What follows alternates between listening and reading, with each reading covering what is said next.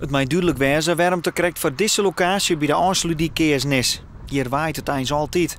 Maar ik het landschap speelt mij. Het voornaamste punt is toch dat het hier dat het landschap dit hebben kan, denken wij. De Oudstedijk zelf is een kunstmatig iets. Een lange, ruchte lijn terug water heen. En daar kan die wiemolens qua beeld prima bij. Maar dat denken zo aan de andere kant, die maakt hem heel oorzoer. In plaats van een vrij uitjoggen maar, joggen de meesten je dadelijk uit door dik 100 wiemon. En daarom bleven de toeristen naast voort, zo denken de ondernemers hier. Wij hebben wel dat we afhankelijk zijn van de toeristen natuurlijk. Winterdag is het heel rustig. We hebben wel toerisme, maar dat is net echt vol. Hè? En dat je dan toerisme missen omdat je zo'n uitzicht misschien bejaren, misschien valt het mij, dan wat binnen gevallen. Ik snap dat, want er gaat wat verhoren in de horizon.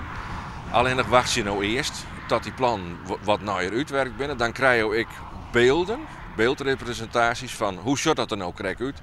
En dan kan je nog eens een keer zeggen van wat gebeurt er nou werkelijk met je uitzicht. De deputaire denkt dan ook net dat het Wiemoenenpark ten koste gaat van het toerisme. De moon, die termijn waar 250 en 400 megawatt produceren matten, kunnen er op zijn betiert in 2014 staan.